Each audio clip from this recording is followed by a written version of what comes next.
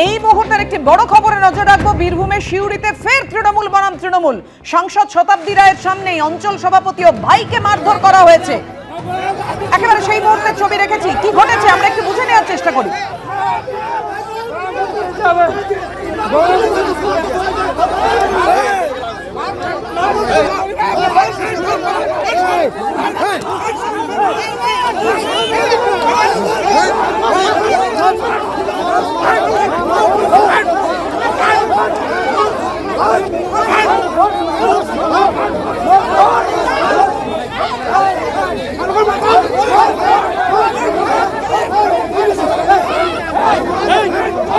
সিউড়ির coma panchayat একটি গ্রামে SIR camp পরিদর্শনে এসেছিলেন শতাব্দী রায় সাংসদ, আর তার সামনেই অঞ্চল সভাপতি ও ভাইকে মারধর করা হলো।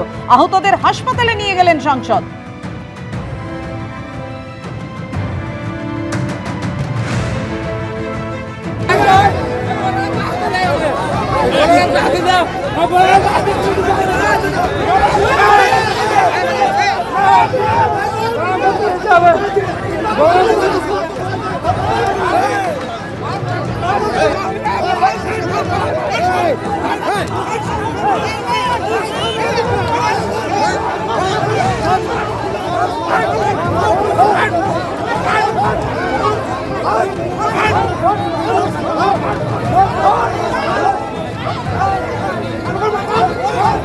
কথা বলবো, আমাদের সঙ্গে রয়েছেন আমাদের প্রতিনিধি ভাস্কর মুখোপাধ্যায়। ভাস্কর, তৃণমূল সাংসদের সামনে এমন পরিস্থিতি তৈরি হলো কিভাবে?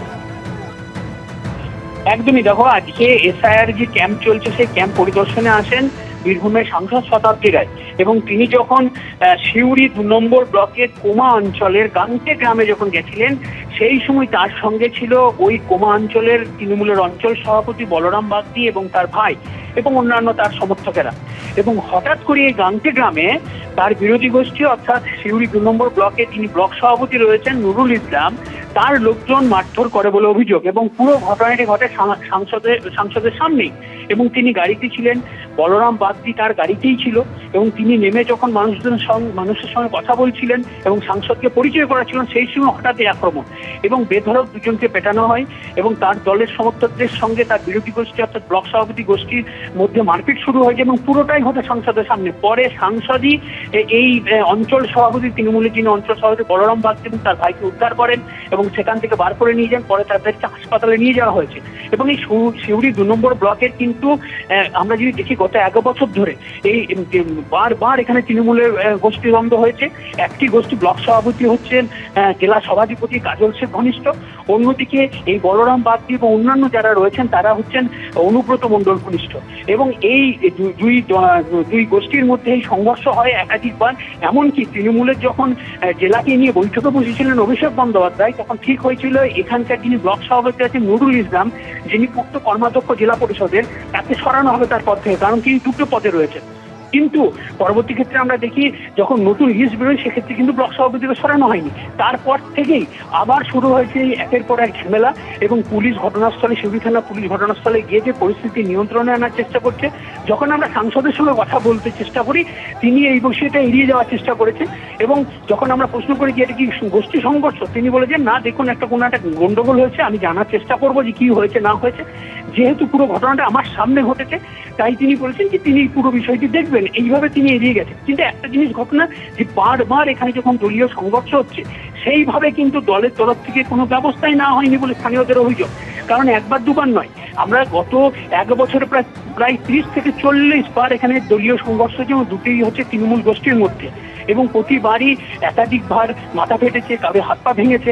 এবং আজকে যে ঘটনা ঘটেছে সেটা পুরোটাই সাংসদের সামনে ঘটেছে। সেখান থেকে একটা জিনিস খুব পরিষ্কার যে কোন জায়গায় এই গোষ্ঠী সংঘর্ষ গিয়েছে। কারণ সাংসদের সামনেও তিনিও ছাড় পাচ্ছেন না, তার সামনেই সংঘর্ষ হচ্ছে এবং গাড়ি আটকে, দীর্ঘক্ষণ তার গাড়ি আটকে ছিল।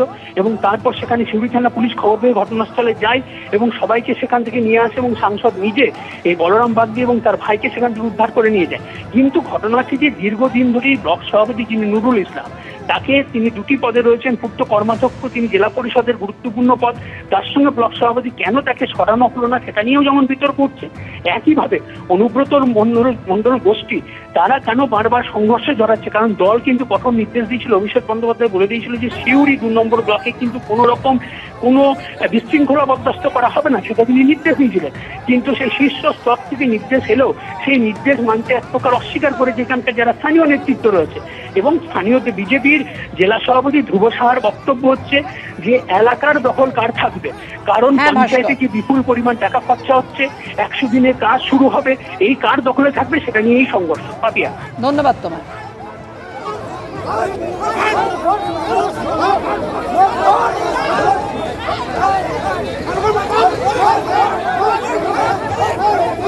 পুরোটাই সাজানো নাটক, কোনো তদন্তই হয়নি। শেখ হাসিনা ও তার মৃত্যুদণ্ড নিয়ে এমনই দাবি করলেন বাংলাদেশের প্রাক্তন স্বরাষ্ট্রমন্ত্রী আসাদুজ্জামান খান কামাল। প্রশ্ন তুললেন বিচার ব্যবস্থা নিয়ে। এদিকে শেখ হাসিনাকে ভারতে আশ্রয় দেওয়ার জন্য কেন্দ্রীয় সরকারকে ধন্যবাদ জানিয়েছেন হাসিনা পুত্র বঙ্গবন্ধুর নাতি সজীব ওয়াজেদ জয়। মানবতা বিরোধী অপরাধের মামলায় বাংলাদেশের প্রাক্তন প্রধানমন্ত্রী শেখ হাসিনাকে মৃত্যুদণ্ড দিয়েছে বাংলাদেশের আন্তর্জাতিক অপরাধ ট্রাইব্যুনাল। মৃত্যুদণ্ড দেওয়া হয়েছে বাংলাদেশের প্রাক্তন স্বরাষ্ট্রমন্ত্রী আসাদুজ্জামান খান কামালকেও। এবার এবিপি আনন্দকে দেওয়া সাক্ষাৎকারে এই বিচার ব্যবস্থা নিয়েই প্রশ্ন তুললেন বাংলাদেশের প্রাক্তন স্বরাষ্ট্রমন্ত্রী। 3 বিচারপতি তাদের কাছে যে প্রেসক্রিপশন দিয়ে দিয়েছিল সেই অনুযায়ী তারা বিচার করেছেন। সবকিছু ছিল সাজানো এবং সবকিছু সাজানো গোছানো। এখানে একটা হত্যাকাণ্ডের জন্য যেগুলি প্রয়োজন বা পোস্টমর্টম রিপোর্ট এবং এই সাক্ষীদের জেরা করা কিছুই এখানে হয়নি। সেখানে একটা সাজানো নাটক দিয়ে একজনকে রাজসাক্ষী বানিয়ে বাস শেষ করে দিলেন আমাদের বঙ্গবন্ধুর কন্যা ফাঁসি এবং অন্যান্য যা করা তা করলেন। এদিকে শেখ হাসিনাকে ভারতে আশ্রয় দেওয়ার জন্য কেন্দ্রীয় সরকারকে ধন্যবাদ জানিয়েছেন হাসিনা পুত্র বঙ্গবন্ধুর নাতি Sajeeb Wazed Joy. India has always been a good friend, and in the crisis, India has essentially saved my mother's life. If she hadn't left Bangladesh, the militants, they had planned on killing her.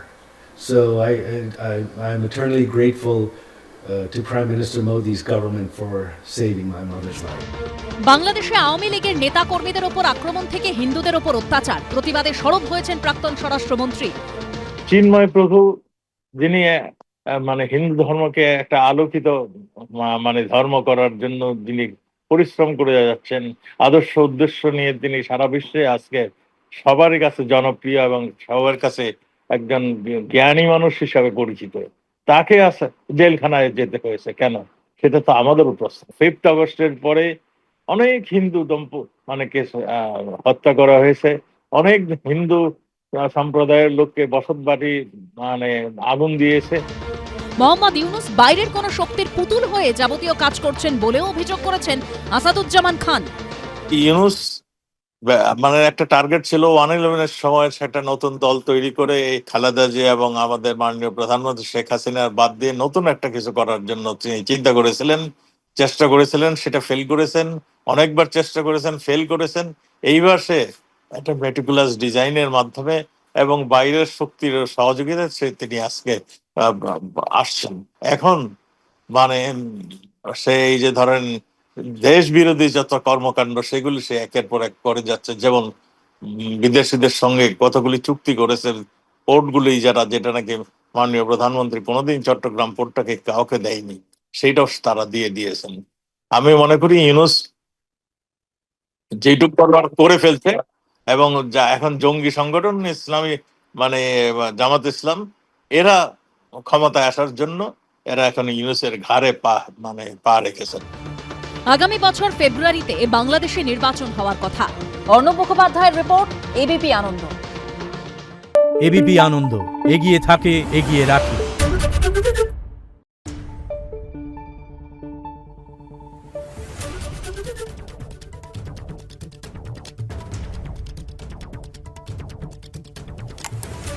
Thank you.